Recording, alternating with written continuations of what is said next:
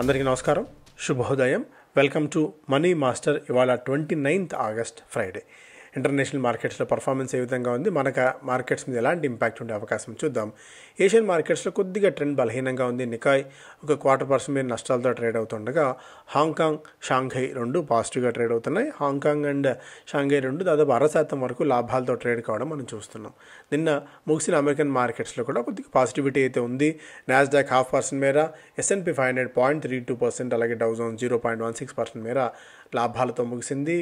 Gold $3,473, ఏకంగా 5 వారాల గరిష్ట స్థాయికి గోల్డ్ చేరుకోవడం చూస్తున్నాం. దాదాపు $3,500 దాకా గోల్డ్ వెళ్తోంది మెల్లగా. ఆయిల్, సిల్వర్ కూడా $39 క్రాస్ చేసింది. బ్రెంట్ $68 పైన ట్రేడ్ అవుతుంది. సో ఇవన్నీ కొద్దిగా గోల్డ్కి పరోక్షంగా ప్రత్యక్షంగా మరింత మొమెంటంని తీసుకొస్తున్నాయి. Elephant, dragon, tango, Modi's visit to China signals improving ties, వెల్తా పన్హోమి లాస్ట్. అదొకటి.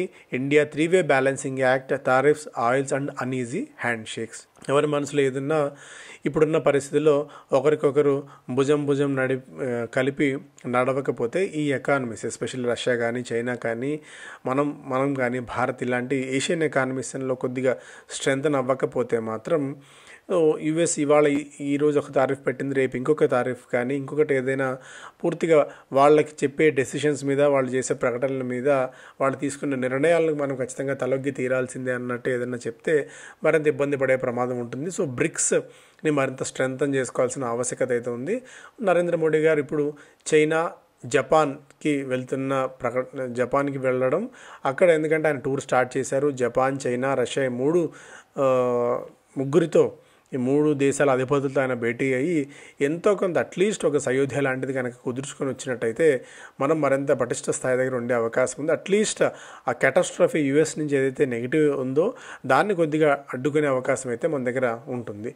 అండ్ స్టాక్స్ పరంగా చూస్తే IndiGo, Gangwal and Chinkerpoo family వాళ్ళు వాటా విక్రయించారు. 1.96% వాటా 4,390 కోట్ల రూపాయల వరకు సమీకరించారు. Reliance shares of Reliance will be in focus in Friday's trade as the company will conduct its AGM. ఇవాళ ఏజీఎం మధ్యాహ్నం తర్వాత ఏజీఎం ఉంటుంది. సో దాని ఏదైనా ప్రకటన నేపథ్యంలో మార్కెట్స్ కొద్దిగా మండే రోజున రియాక్ట్ అయ్యే అవకాశం అయితే ఉంటుంది. ఐసిఐసిఐ బ్యాంక్ సుబీర్ సాహా ఆయన గ్రూప్ చీఫ్ కంప్లైన్స్ ఆఫీసర్గా నియమితులయ్యారు. Infosys announced a partnership with Mastercard to offer financial institutions enhanced access to Mastercard move. RBL French multinational bank Societe జనరాల్ని 31 లక్షల షేర్లను 79 కోట్ల రూపాయలకు కొనుగోలు చేసింది. బల్క్ డీల్స్లో భాగంగా ఆర్బిఎల్ బ్యాంక్ చెందిన shares. Foreign portfolio investors 3,600 crores worth of స్టాక్స్ని దాదాపుగా సెల్ చేయగా, డొమెస్టిక్ ఇన్స్టిట్యూషన్ ఇన్వెస్టర్స్ మళ్ళీ నెట్ బయర్స్గా ఉన్నారు. 6,346 crores వర్త్ ఆఫ్ స్టాక్స్ని వాళ్ళు కొనుగోలు చేయడం అయితే చూసాము. స్టాక్స్ పరంగా Indus Towers, the company appointed Vineet Jain as chief supply chain management officer. Muthoot finance 3.25 లక్షల షేర్లను ముత్తూట్ మనీకి ఆఫర్ చేసింది 500 కోట్ల రూపాయలకి. శుక్రా ఫార్మా ఆఫ్ఘనిస్తాన్ నుంచి మెడిసిన్స్ అండ్ డయాగ్నోస్టిక్స్ కిట్స్కి సంబంధించి 24 కోట్ల రూపాయల ఆర్డర్ గెలుచుకున్నట్టు వెల్లడించింది. బెల్రైజ్ అన్న కంపెనీ డిఫెన్స్ అండ్ ఏరోస్పేస్ విభాగానికి సపరేట్గా ఒక కంపెనీని ఇన్కార్పొరేట్ చేసింది. లెమన్ ట్రీ హోటల్స్ డెహ్రాడూన్లో 98 రూమ్స్కి చెందిన ప్రాపర్టీతో ఒక ఒప్పందం కుదుర్చుకుంది. హిమత్ సింగ్ సిడే సెప్టెంబర్ 2న భేటీ కాబోతున్నారు ఫండ్స్ రైజింగ్కి సంబంధించి. సో ఇవన్నీ కూడా ఐపీఓలో అన్లాన్ హెల్త్ కేర్ 3.3 రెట్లు సబ్స్క్రైబ్ అయింది. రెండవ రోజున విక్రాన్ ఇంజనీరింగ్ 5.24 రెట్లు సబ్స్క్రైబ్ అయింది.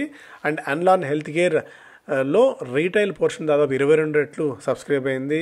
విక్రాన్ ఇంజనీరింగ్లో రీటైల్ పోర్షన్ 5.23 రెట్లు సబ్స్క్రైబ్ అయింది. సో ఇవి ఒక అప్డేట్స్. ఎకనామిక్ టైమ్స్లో SMBC lines up 16,000 crores more for fitter. Yes Bank, Japanese company taking debt equity route, plans wholly owned arm to take control. So Yes బ్యాంక్లో full control తీసుకోవడానికి Japanese bank SMBC సిద్ధమవుతుంది. మరొక 16,000 కోట్ల రూపాయల వరకు invest చేసే ఆలోచనలో ఉంది అన్నట్టుగా కూడా ఒక అప్డేట్. ఇందులో మేజర్గా 7,500 కోట్ల రూపాయల ఈక్విటీ, అలాగే 8,500 కోట్ల రూపాయల డెట్ ఇవ్వాలన్నది కూడా ఆలోచన. గతంలో earlier 13,500 crores was by 20% from SBI and others bank. So ఇప్పుడు డెట్ ఈక్విటీ రూపంలోతో పాటు డెట్ రూపంలో కూడా మరి 700,000 కోట్ల రూపాయలు ఇవ్వాలన్నది ఆలోచనగా అయితే ఉంది. ఎస్బీఐ స్టేక్ ఈ విక్రయం తర్వాత 24 నుంచి 10% తగ్గవచ్చు. అలాగే RBI okayed purchase of 25% in Yes subjective CCI approval. So ఇవన్నీ కూడా ఎస్ బ్యాంక్ని మరింత స్ట్రెంథన్ చేయడానికి చేసే క్రమంలో ఎస్ఎంబీసీ చాలా ప్రయత్నాలు అయితే చేస్తోంది. జపనీస్ చెందిన ఫైనాన్షియల్ జైంట్ ఇది సుమితోమో మిత్సుయి బ్యాంకింగ్ కార్పొరేషన్. అదే కనుక అయితే ఎస్ బ్యాంక్ నిజంగా మళ్ళీ గాడిలో పడే అవకాశాలు ఉన్నాయి. Modi and Xi one-on-one meet likely on Sunday. PM's first visit to China in 7 years, aiming for steady reset of ties and amid US tensions. ఇప్పుడు ప్రధానమంత్రి నరేంద్ర మోడీ గారి పర్యటన చైనాకి చాలా ప్రాధాన్యత సంతరించుకుంది ఈ పాయింట్ ఆఫ్ టైంలో. ఎందుకంటే అక్కడి నుంచి ఏదో ఒకటి బార్డర్ టెన్షన్స్ కానీ అట్లీస్ట్ ఏదో ఒక పాజిటివ్ న్యూస్ మనకి వచ్చినట్టయితే, ఎందుకంటే అంత నమ్మదగిన ఫ్రెండ్ అయితే కాదు చైనా ఇప్పటికీ, బట్ అట్లీస్ట్ వాళ్ళు మనం ఇప్పుడు ఎందుకంటే మిత్రుడి శత్రువు మనకు మిత్రుడైనట్టు, సో ఆ శత్రువుకి ఆయన కూడా శత్రువుగా నిజంగా చైనా కూడా భావిస్తే మనకు కొద్దిగా అడ్వాంటేజ్ అయ్యే అవకాశం ఉంటుంది ఈ పాయింట్ ఆఫ్ టైంలో. బట్ ఏదైనా సరే కొద్దిగా కాషియస్గా ఉండాల్సిన అవసరం ఉంటుంది. చైనాతో ఎప్పటికైనా సరే ఏదైనా తాత్కాలికంగా ఊరట లభించినా సరే మార్కెట్స్కి ఒక పాజిటివ్ అంశం అవుతుంది యాజ్ ఆఫ్ నో. అయితే to maintain growth FM affirms help to exporters. So ఎక్స్పోర్టర్స్కి టారిఫ్ ఇంపాక్ట్ అండ్ ఎక్స్పోర్టర్స్కి ఏదో విధంగా ఊరట లభించే విధంగా ప్రభుత్వం కొన్ని నిర్ణయాలు తీసుకునే అవకాశం ఉంది. ఫెస్టివ్ ఈ కామర్స్ దాదాపు 1,00,000 కోట్ల రూపాయల మైల్ స్టోన్ ఈసారి క్రాస్ చేయవచ్చన్న అంచనా కూడా ఉంది.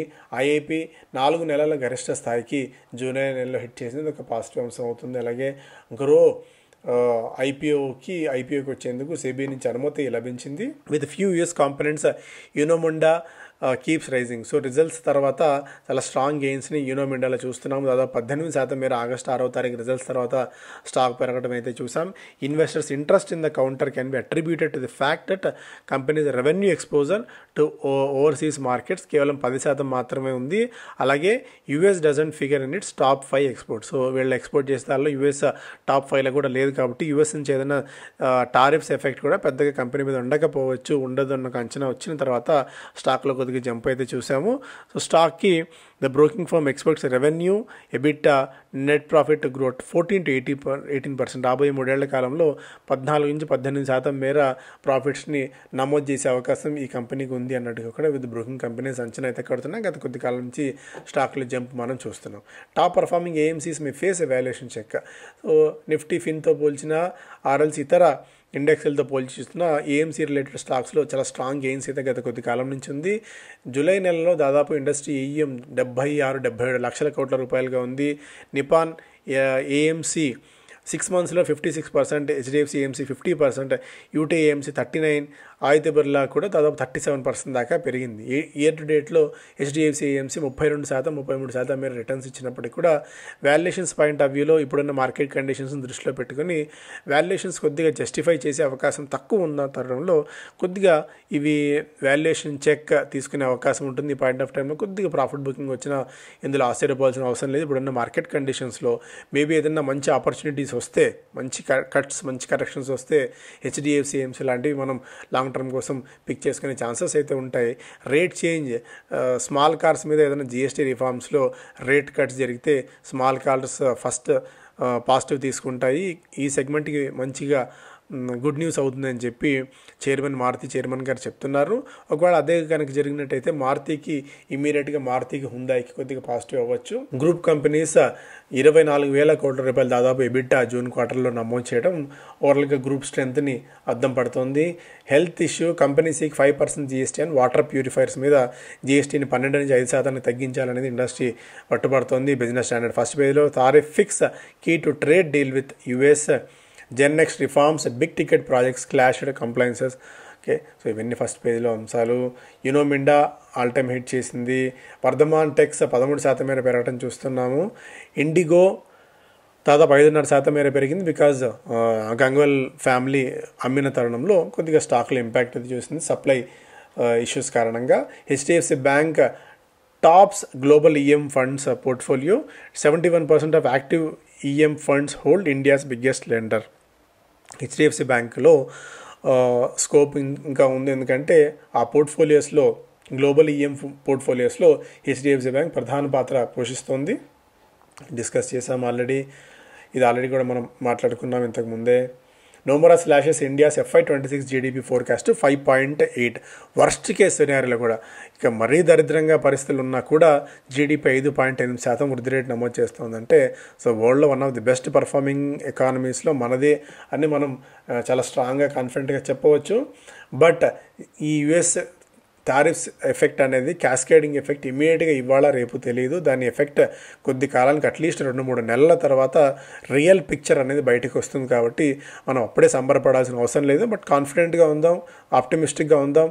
బట్ అట్లా అని రెక్లెస్నెస్గా కూడా మనం ఉండకూడదు. ఇప్పుడున్న పరిస్థితుల్ని ఎప్పటికప్పుడు బేరీజ్ వేసుకుంటూ మనం అడుగులు ముందుకు వేసుకోవాల్సిన అవసరం అయితే ఉంటుంది. సో ఇవి ప్రధానమైన వార్తలు. Thank you so much.